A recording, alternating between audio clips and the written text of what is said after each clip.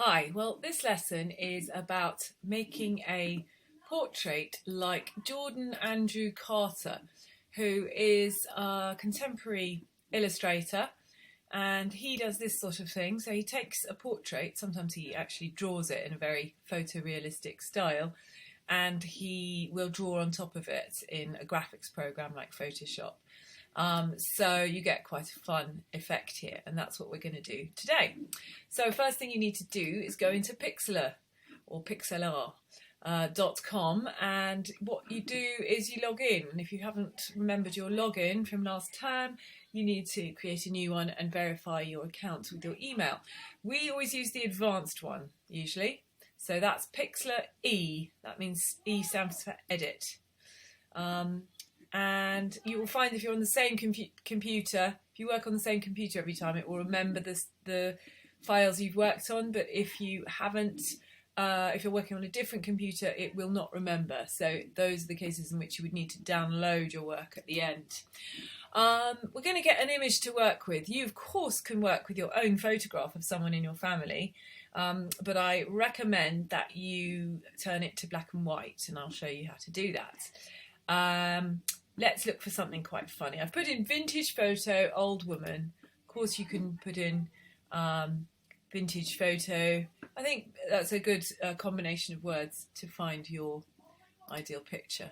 Now, this looks like a fun image, but I can tell you that 236 pixels by 311 is not a good quality image. It's not going to be able to blow up really huge. It will get pixelated.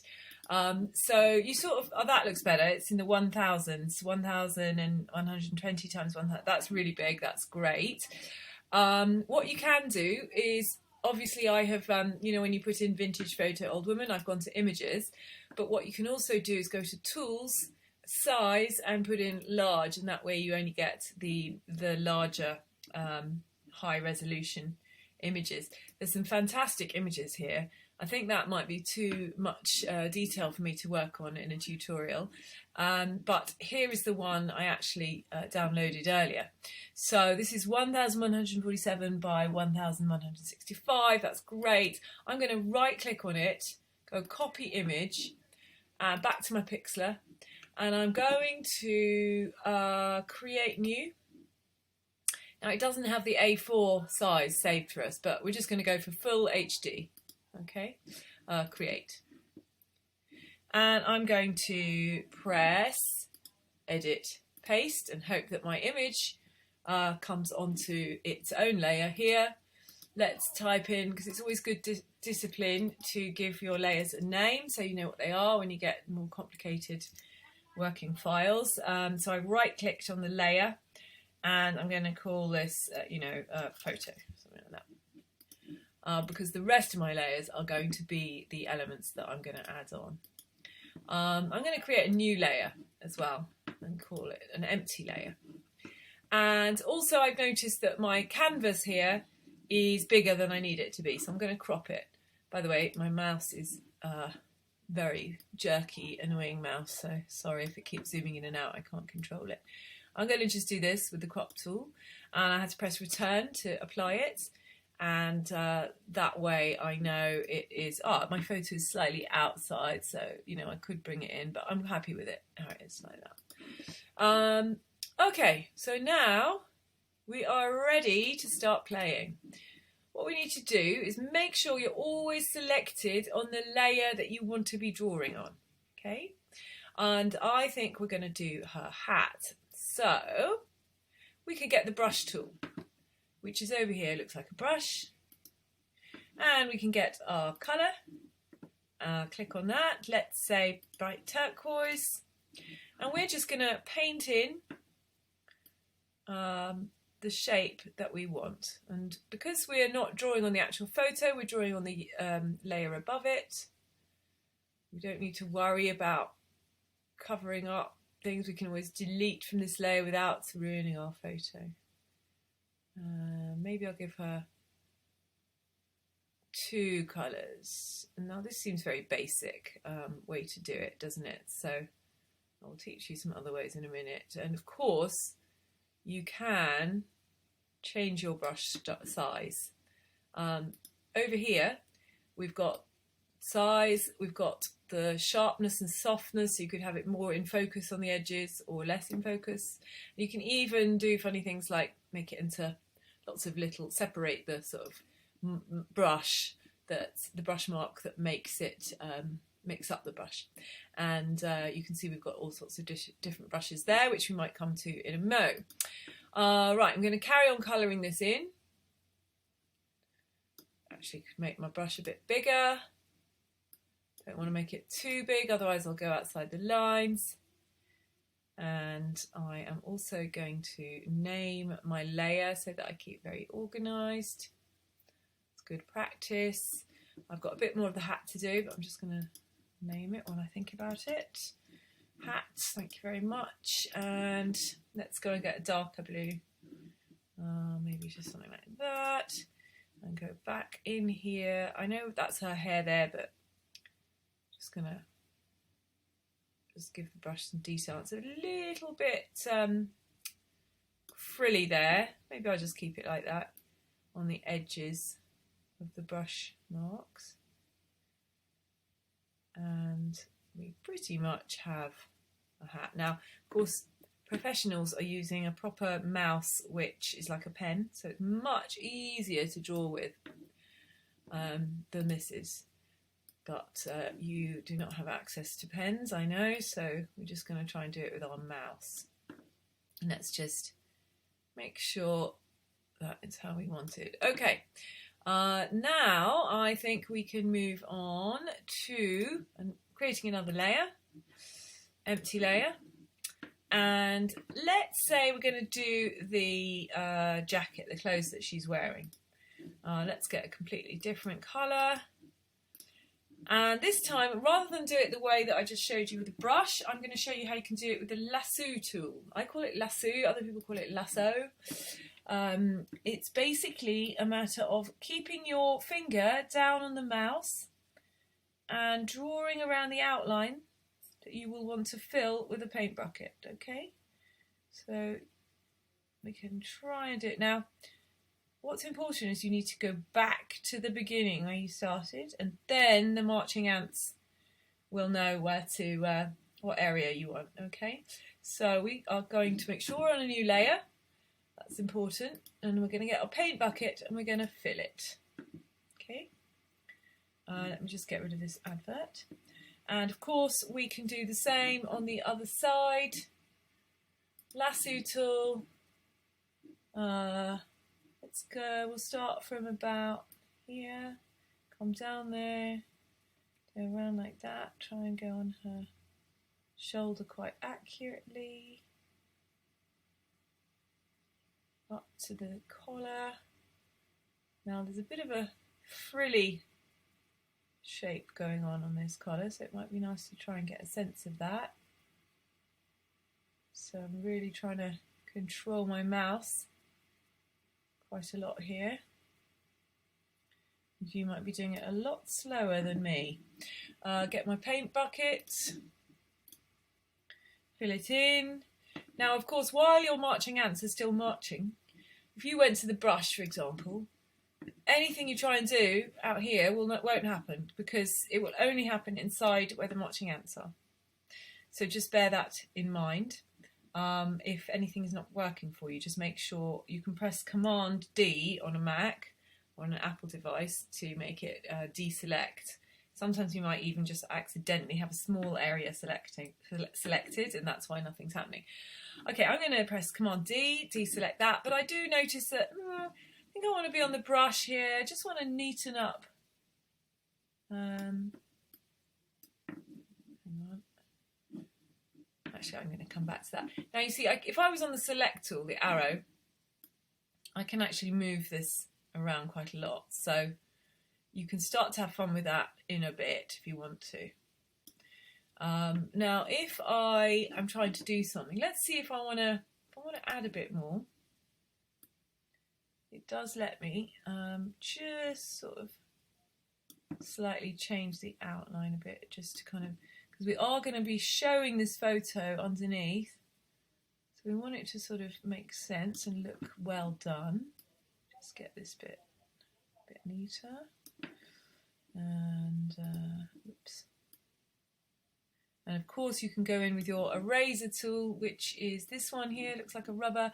And of course you can always change the size of it and the shape of it. So it allows you to have quite a lot of creative freedom. Okay, so that is the coat layer, let's say, coat. But what if I want to decorate it some more? Well, I'm going to create another layer, empty.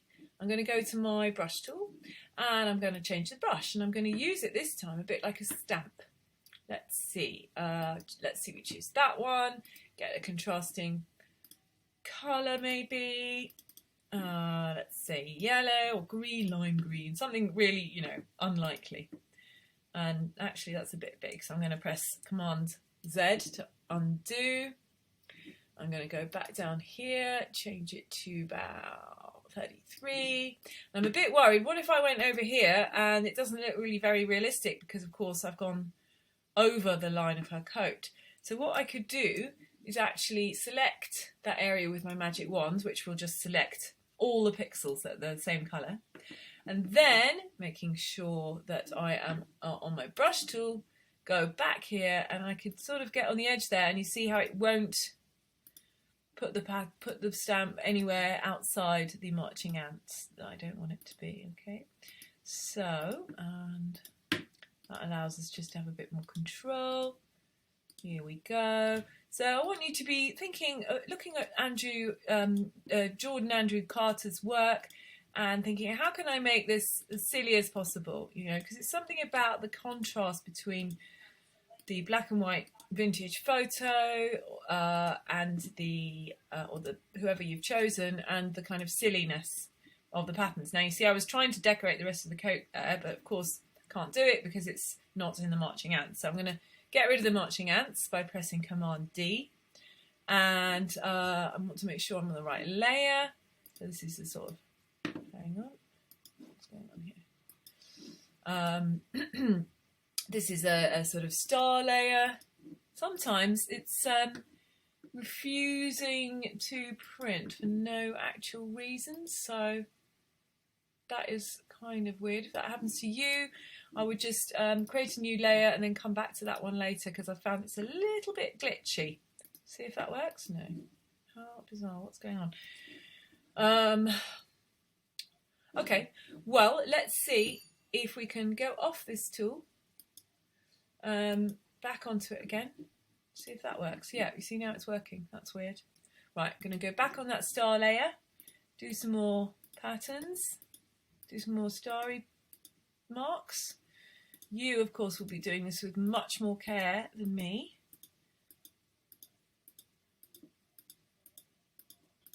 Oops. And giving her a starry coat. You can go back in and do another layer if you want, of different colour.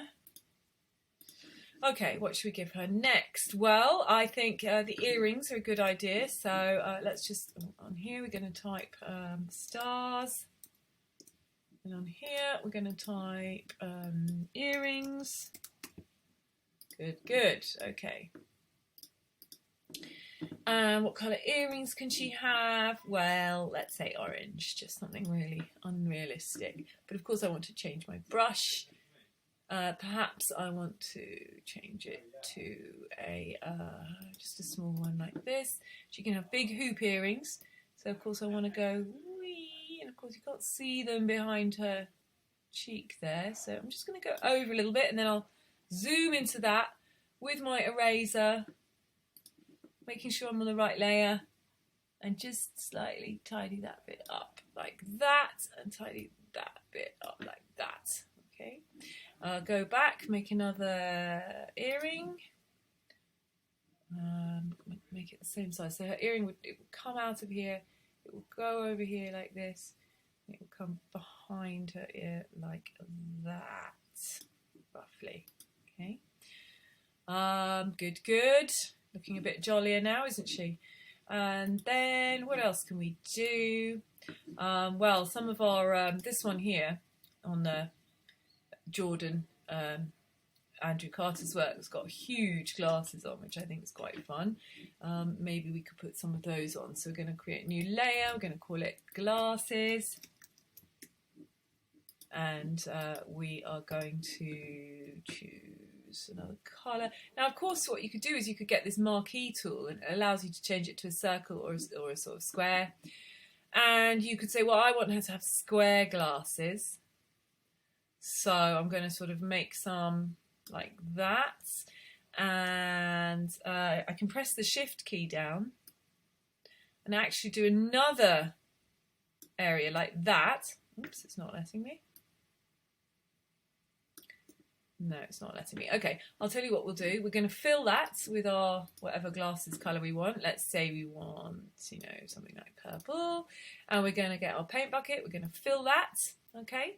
And then we are going to stop the marching ants. Then we're going to make another square like this. Okay, make sure we're in the right layer. And we are going to just, well, you can press the delete button actually, the backspace key, or you could have gone to the eraser. Okay, and now, of course, we want the other eye the same size. And we're going to need to delete this corner because, of course, you can't see it because her nose is there. So how should we duplicate this? Go to our layer over here, go duplicate layer. So we can't see it immediately because it's underneath. We can drag it across using this select tool there. Drag it across. Looks a bit mad, but okay, fine. That's all right. Put them in the right place.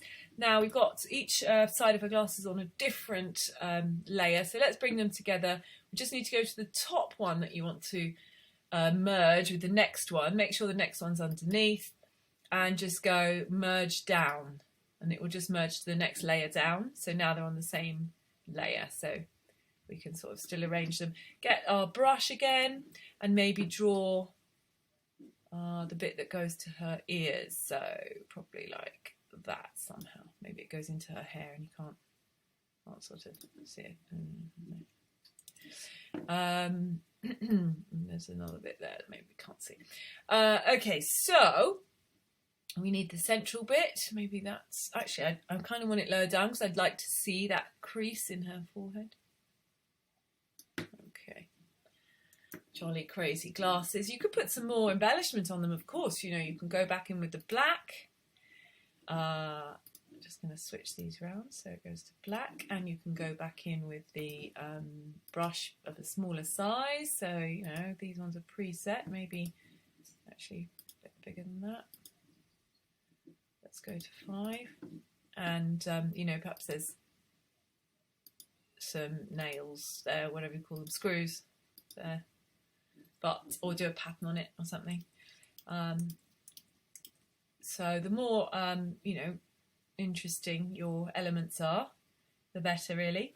Now we just need to do one more thing, which is go in with our eraser and just erase where her nose kind of goes like that. Yeah, it looks a bit more realistic like that, doesn't it? Also, I might just take the corner off here because it looks a bit sharp. It's going to stick into her. And then even it out here. Even it out here to make it symmetrical. Oops. You're going to be doing this much more carefully than me. Okie dokie. Right. And, you know, basically that's pretty much it. That's the kind of skills you need to learn. So if we have a look on some of her other images, like this, for example, this Vogue one, she's really... You know, you can cut out the entire background, you can redo the hair, you can make everything have more and more graphic elements. There's this necklace here. You can do a new pattern that's completely graphic on her clothes, and really so that the only thing that's kind of real looking is her face or his face. Okay, so I would urge you to just try and do as much as you possibly can. And if you still have time at the end of the lesson, you should, but before the end of the lesson, you should do another one. Look, here's Amy Winehouse. This guy's pretty cool. And could you even go for something like this where there's a lot of different elements, so you would have quite a few different layers going on there. Okay. When you want to save it, you're just going to go File, Save, and if you still want to work on it, remember, you're going to save it, download it to your computer hard drive as a PXD file, because that will remember the layers. If you are don't care about that anymore, then you are going to just save as a JPEG, and you are going to download it, and then you're going to attach it to your MS Teams and send it to me. Thank you very much.